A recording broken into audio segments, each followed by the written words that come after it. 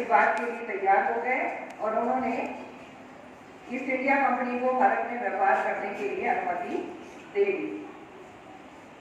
1776 ईस्वी आते आते व्यापार करने लगे ब्रिटिशर्स आके यहाँ पे अपने व्यापार करना उन्होंने शुरू कर दिया और 1776 सन आते आते जो है उन्होंने भारत के काफी हिस्से में दूर दूर तक अपना व्यापार जमा लिया और 1850 सन तक उन्होंने पूरे भारत पे कब्जा कर लिया और शासन करने लगे। उनके शासनकाल में भारतीयों की स्थिति अच्छी नहीं थी। बहुत क्रूरतापूर्ण व्यवहार, बर्बरतापूर्वक व्यवहार भारतीयों के संग किया करते थे। किसानों की खेती, उनकी जमीन सब कुछ उन्होंने कब्जे में कर लिया था। उनकी लगान की नीतियां ऐसी थी कि भारतीयों को भुखमरी के कगार पे लाके खड़ा कर दिया था। किसान, गरीब, मजदूर अपने परिवार का भरण पोषण करने लायक स्थिति में भी नहीं रहे।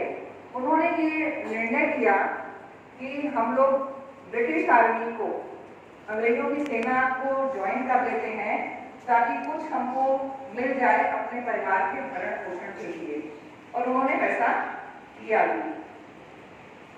इसी बीच सन 1827 ईस्वी में बलिया के एक नगवा नामक छोटे से गांव में एक बच्चे का जन्म होता है और उस बच्चे का नाम रखा गया मंगल पांडे।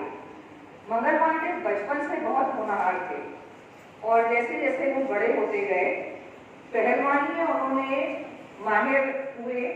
उनकी शारीरिक काठी, डील डौल बहुत तंदुरुस्त और मजबूत था।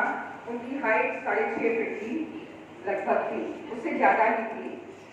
एक बार वो वैसे खड़े थे और उन्होंने बंगाल आर्मी को, अपनी पलटन को अपने सामने से जाते हुए मार्च करते हुए उन्होंने देखा और उनके मन में जो है उसको देखकर एक रोमांच सा उत्पन्न हुआ, क्योंकि मार्च पास्ट जब होता है तो बहुत अच्छा लगता है। उनको भी ये चीज मन में बहुत अच्छी लगी।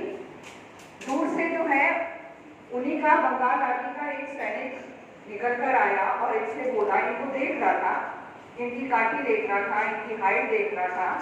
अंग्रेजों के समय के नियम होता था कि 6 फीट से ज्यादा के लोगों को ही सेना में भर्ती करते थे और आके उनका एक सैनिक बोला कि क्यों नहीं आप भी जो है वो बंगाल आर्मी ज्वाइन कर लेते हैं, आपका शरीर कर काठी सब वैसा है। उसके चले जाने के बाद उन्होंने ये सोचा कि अंग्रेजों की नीतियों के चलते मंगल पांडे की और उनके परिवार की स्थिति, आर्थिक स्थिति बहुत अच्छी नहीं थी। उस समय उनकी अवस्था जो है वो 22 वर्ष की थी। तो उन्होंने ये विचार किया कि जो भी है, चाहे वो मजबूरी थी या कुछ भी था, उन्होंने 1849 ईस्वी में जो है वो बंगाल आर्मी उन्होंने ज्वाइन कर लिया। और ऐसा बिल्कुल नहीं था कि जब अंग्रेजों का सेना ज्वाइन कर ली तो उनके संग अंग्रेजी शासन का व्यवहार बहुत अच्छा होने लगा था। व्यवहार उनका वैसा ही था, वैसे ही वो क्रूरतापूर्ण व्यवहार भारतीयों से करते थे, चाहे वो सेना में हो या सेना के बाहर हो। देशी जो सैनिक थे और विदेशी सैनिक जो थे उनके संग, दोनों के संग वो अलग अलग व्यवहार करते थे, मतभेद करते थे। भारतीयों को घुड़सवारी करने का मौका नहीं देते थे, उनको उच्च पदों पर नहीं बैठाते थे, उनको उच्च पद नहीं देते थे। भारतीयों की तनख्वाह बहुत थोड़ी हुआ करती थी। इसी बीच में अंग्रेजी सेना में जो है वो एक दिन ऐसा आया कि उन्होंने एक राइफल लॉन्च करी, नई राइफल की उन्होंने लॉन्च करी और उसमें जो कारतूस गोली जो भरी जाती थी उसको उसके ऊपर एक लेयर कवरिंग होती थी और वो लेयर गाय और सुअर के स्किन से, उनकी जो है चमड़ी से वो लेयर बनाई जाती थी। जब राइफल भरी जाती थी तो उस चमड़ी की जो लेयर थी कारतूस के ऊपर, गोली के ऊपर, उसको निकालना पड़ता था और उसको दांत से खींचकर उस पर्द को निकाला जाता था, उसके बाद वो कारतूस जो है राइफल में भरी जाती थी।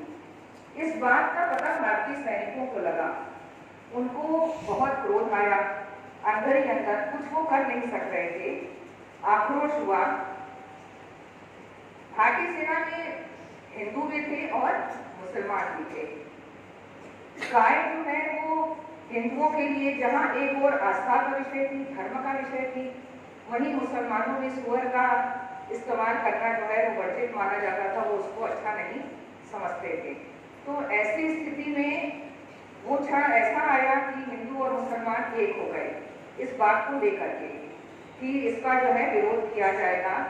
शायद इसी समय वो क्षण था जब अंग्रेजों के विरुद्ध जो है वो भारतीयों के सीने में आग सुलगने लगी, जो दिखाई नहीं दी, लेकिन मंगल पांडे जैसे व्यक्तित्व ने इस चीज को जो है वो जाहिर किया और विरोध किया।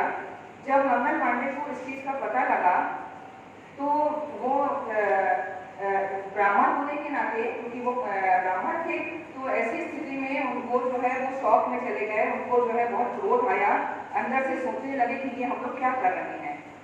उन्होंने पहले भी सुन रखा था कि अंग्रेज जो है वो भारतीयों को धर्म परिवर्तन करने के लिए बहुत दबाव बनाया करते हैं, ईसाई बन जाओ इस काम के लिए। यूरोप से सैनिकों को बुलाया करते थे कि आके भारतीय सैनिकों को वो मारते थे। 4 मार्च का दिन था 1857 का, और मंगल पांडे अपने बैरक में बैठे हुए थे, अपनी छावनी में बैठे हुए थे और कुछ सोच में डूबे थे।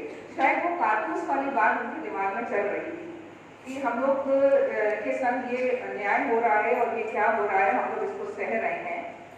अचानक से उठे, उन्होंने अपनी वर्दी बदली, सेना की वर्दी की बदली और अपने ओरिजिनल ड्रेस में आए, अपनी धोती कुर्ता टोपी में आए और तलवार और बंदूक लेकर वो दौड़े, बाहर निकले और अंग्रेजों के खेमों की तरफ वो दौड़ लगाने लगे, ये चिल्लाते हुए कि मारो फिरंगी को मारो, मारो फिरंगी को मारो।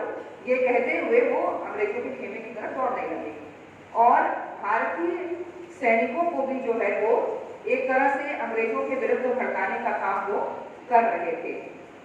उतने में अंग्रेजों के सैनिक के जो मेजर थे वो बाहर निकल के आए और क्षण भर भी इंतजार नहीं किया मंगल पांडे ने, उनके ऊपर जो है वो गोली चला दी। गोली का निशाना चूक गया। तभी एक लेफ्टिनेंट भी घोड़े पर सवार दौड़ते हुए आए, मंगल पांडे ने उन पर भी गोली चला दी। सामने से लेफ्टिनेंट ने भी उनके ऊपर गोली चलाई, लेकिन इत्तेफाक था कि दोनों का निशाना चूक गया, गोली नहीं लगी। तो अंग्रेजी सेना के जो अफसर थे वो चिल्लाए, उन्होंने जो है वो आदेश दिया कि पकड़ो। ईश्वरी पांडे नाम का एक भारतीय सैनिक था, उसको ये आदेश दिया कि मंगल पांडे को पकड़ो, वो भागने ना पाए, लेकिन उसने साफ मना कर दिया कि मैं उनको नहीं पकड़ूंगा। एक ये बहुत छोटी सी बात है, एक वाक्य ये दिखाता है कि एक ऐसे कितने हजारों लाखों जो है भारत से प्रेम करने वाले, भारत की आजादी चाहने वाले लोग थे जो हम लोग की नजरों में नहीं हैं। कुछ गिने चुने, कुछ हजार लोग, कुछ सैकड़ों लोग हमारे नजर में हैं जिन्होंने स्वतंत्रता के आंदोलन में भाग लिया, लेकिन कुछ लोग इस तरह के हैं जो छुपे हुए हैं, जो हमको दिखाई नहीं देते, जैसा कि ईश्वरी पांडे ने किया। उन्होंने नहीं पकड़ा और साफ मना कर दिया। इतने में एक शेख पलटू नाम का आदमी था, वो भी भारतीय सैनिक था। उसने आकर मंगल पांडे को पीछे से पकड़ा और कमर से कसकर दबोच लिया। वो छुड़ाने का प्रयास कर रहे थे मंगल पांडे, लेकिन वो छूट नहीं सके। सामने से अंग्रेजी सेना, पैदल और घुड़सवार सब आते हुए मंगल पांडे को दिखाई दिए। उन्होंने ये सोचा कि अब तो हम बच नहीं पाएंगे, अब हम पकड़े जाएंगे, और तभी जो है एक गोली की तेज आवाज आई। वो आवाज ना तो अंग्रेजी सेना के ऊपर पड़ी थी, चली थी गोली, ना उस शेख पलटू के ऊपर गोली चली कि जिससे अपने को छुड़ा देते। वो गोली कहाँ चली? मंगल पांडे ने, बड़ी बड़ी पिस्टल होती थी, राइफल लंबी, उन्होंने अपने सीने पर उसका मुंह रखकर खड़ा कर लिया पिस्टल को और अपने सीने पर रख के गोली दाग दी। कैसे दादी को तो पकड़े हुए थे, उन्होंने पैर के अंगूठे से बंदूक के ट्रिगर को दबा दिया, पैर ऊपर करके उसके ट्रिगर से दबा दिया। घायल तो हुए, मरे नहीं, लेकिन घायल हुए और वो पृथ्वी पे गिर गए। और तुरंत ही अंग्रेजी सैनिकों ने अंग्रेजी अफसरों के आदेश पर उनको गिरफ्तार किया और उनको हिरासत में ले लिया। उनके मंगल पांडे के इस तरह के व्यवहार से, जो कि अंग्रेजों के विरुद्ध उन्होंने किया था, उसके लिए उनको फांसी की सजा के लिए सुनाई गई कि इनको फांसी की सजा होगी। और उनको जो है वो 18 अप्रैल 1857 में उनको फांसी की सजा करने में उनका मुकर्रर हुआ। लेकिन भारतीयों में खौफ पैदा करने के लिए उन्होंने 18 अप्रैल की जगह 8 अप्रैल 1857 को, यानी 10 दिन पहले भी, और सबके समक्ष, कहीं अकेले जेल में नहीं, कहीं नहीं, सबके सामने उनको फांसी दे दी। उनको फांसी देने के बाद जो है वो करीब 1 महीने के बाद मेरठ